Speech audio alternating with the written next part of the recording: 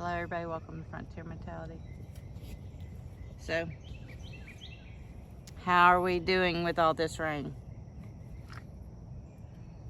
Not so good. Some of the tomato plants have gotten blight, and that's the one that they have is from too much water. Some of the potatoes that I'm in my overhauls because I'm fixing to go down and dig, the vines have rotted, and a mixture of sizes. I was in there yesterday and I noticed one had washed up, so I went ahead and just pulled it up, and it was a baseball size. And then there's the pea size, and then there's the golf ball ping ball size ones, and then everything in between. I have a cooler down there that has wheels. I will put what I dig up today. That will be the thumbnail. Partial dig of sweet potatoes, or not sweet potatoes, Irish potatoes. Partial dig of Irish potatoes. Simply because too much rain has rotted the vine. So we planted 50 pounds this year. I'm interested to see how much we get. So we shall see. It looks cloudy again, and we're supposed to be sunny today. We have had rain every day for the last 2 weeks. There are certain vegetables that are thriving in it. The corn is thriving, the peas are thriving, the cucumber, squash, the okra that's in the yard is thriving. The honeydew is beginning to thrive. The strawberries are doing well.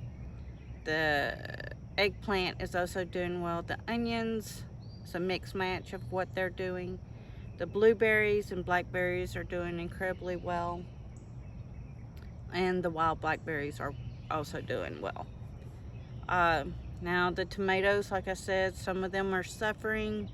The potatoes are suffering. And I will point those out. The beets are coming up great. And the acorn that's in the round that's coming up. The leeks and the bunching onions are doing fine. If we get a couple of days of dry, we can pull some of the seed heads off of the broccoli and the rest of the kale. But we need some dry days to dry it out. It needs to look like a paper sack, the seed pods do.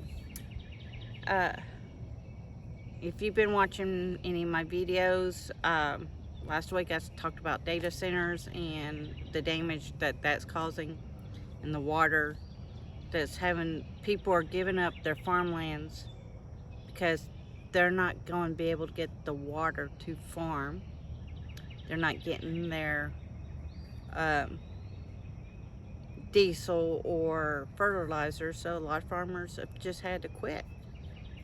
A lot of lab-grown stuff's coming in, and a lot of stuff's making people sick. You have to do your research. You have to look.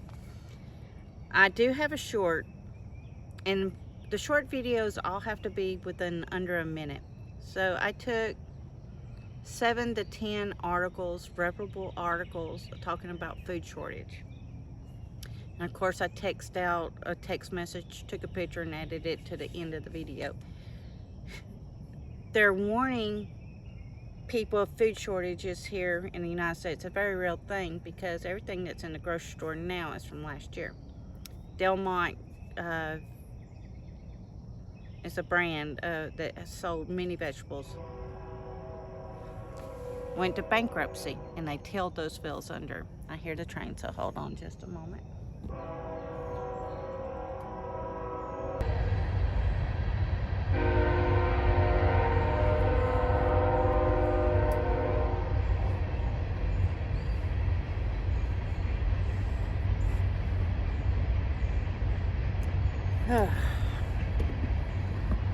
Well, it's getting quite warm out here, and I've got a bunch to dig, but Delmont went bankrupt, and they plowed the fields under.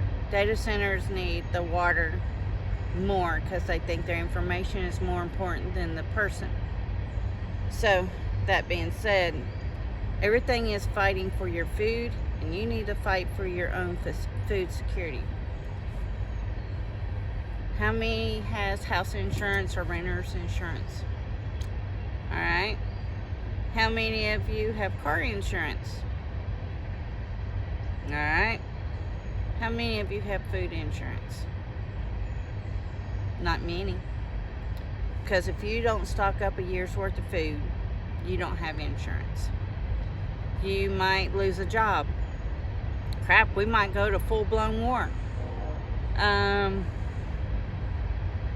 It's a sneaky war right now. We're in it, but it's a sneaky war. You have car insurance hoping that you never need to use it, but you're always paying in for it. Same for a food pantry. You're rotating your stock. You're eating from it, okay? Don't just hide it away for a rainy day. You eat from it. You pull off, you eat. You start making meal plans, and that's what you make. Make your list. Monday, Tuesday, Wednesday, Thursday, Friday, Saturday, Sunday. 7 days. Make a list of what you eat. 52 of each. That's going to be the Wednesday show for a little while of making grocery list and how to make it pliable to you. And you can also put in your own jits for it. I see the birds. Becca sees the birds, y'all. Say it's a real thing, seeing birds.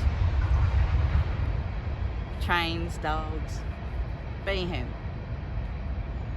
everything's fighting for your food, and you should be fighting for your food as well.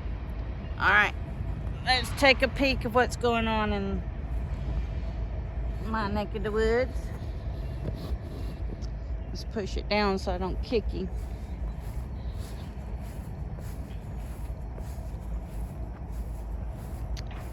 Okay, here we have the leeks. They're here on the front. On the back we have bunching onions, and they're beginning to fall over, so hopefully we're going to leave them alone because I want them to make more. Now this is what we're talking about. We need these to all turn paper sack brown, and then we have some tomatoes there growing.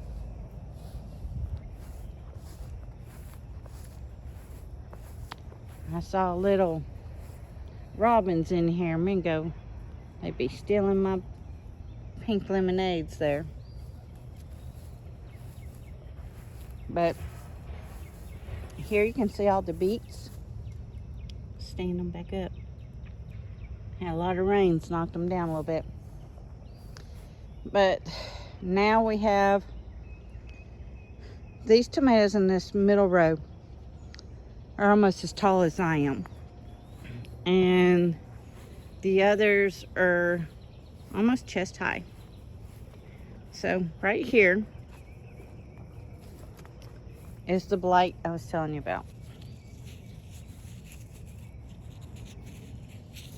It has gotten way too much rain, and most likely this plant's gonna have to be pulled. And then let's get on the other side. We are still just pulling blackberries.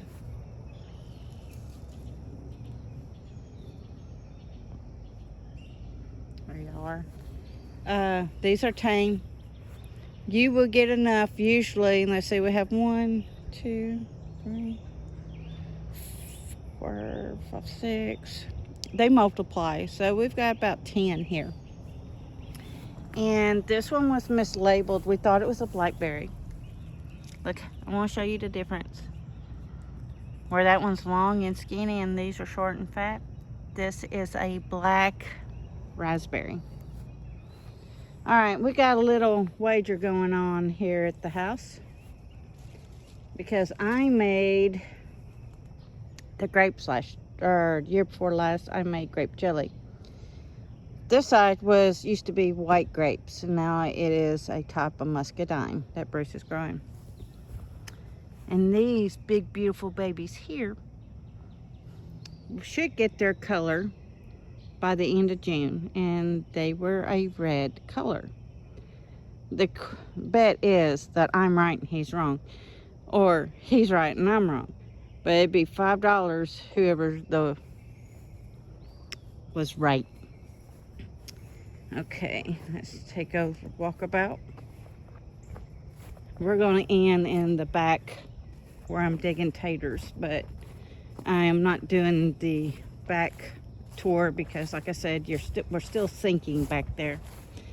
All right, now we have the honeydew here, and I believe Bruce has a few squash put in this bed. Then the next bed, strawberries.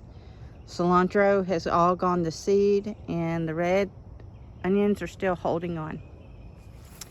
Now, the rain has really made the mullein very happy. Here's the mullein. And then this is lamb's hair. Now, I do see that that plant that's fell over. I leave that to Bruce because he's a little more gentle with it, where I just want to pack it and put it up for the day per se. All right, this corn here is the popcorn. It is smaller than what's in the back. The back is chest high. This in here is probably it's almost chest high.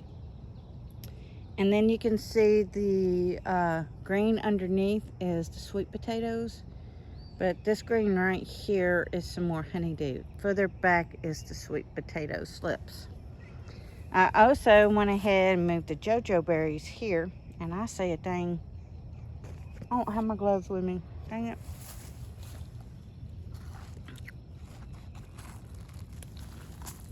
Let's see if I can zoom this in. I'm not going to touch it because it has a pack saddle on it, and I don't feel like being stung. Did I knock it down? No, I did not. But there is a fuzzy worm. There he is on this. And I'm not going to touch it because they sting the holy mess out of people. And the blackberries is living on what we call the knockout roses. And then there's some ginger. She's still holding on. These beds will be dug last for the potatoes.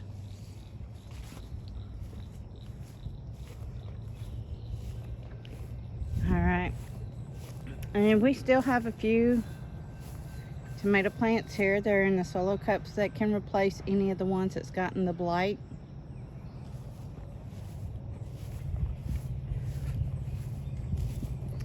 The pepper plants are hip high and knee high. Miss Patch is hiding under Bruce's truck. Here, another train. Hey, little kitties.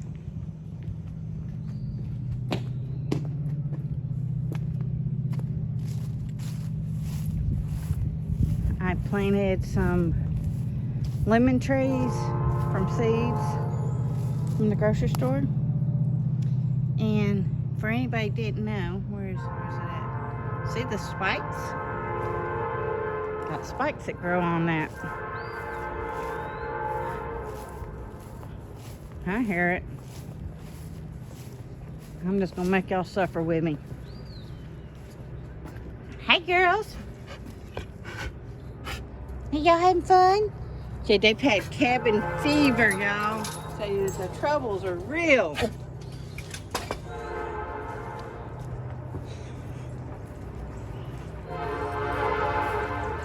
Wait.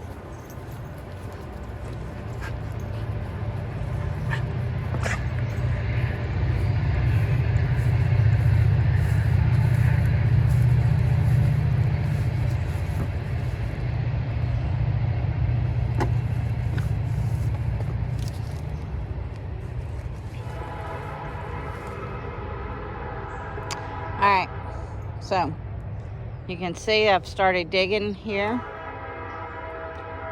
And so from this black post this way is all coming up.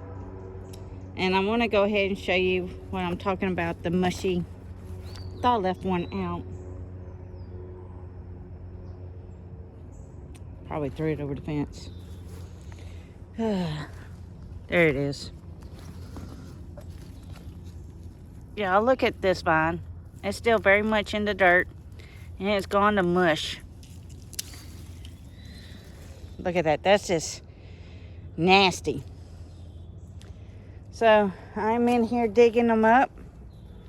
I do have my snake boots on, old jeans I don't care about, or my overalls. I care about them. They're just my work pants. But we're going to be digging this out. Thumbnail will be a third of the sweet potatoes dug. My trusty cooler to put them in. All right, everybody. Everybody's after your food, whether it's no fertilizer, no water, no, the sun not shining, the sun being all wet, then the sun burning everything up, then not being able to plant, not having the gasoline to do it. I do have that short that I mentioned. Share it with all your friends and family. True famine is coming. All right, everybody. Remember, Matthew 24, the whole chapter tells of everything that's happening in our time now. You just have to have eyes to see and ears to hear. All right, please stay safe. Please get ready. And please get prepared. Frontier Mentality signing out.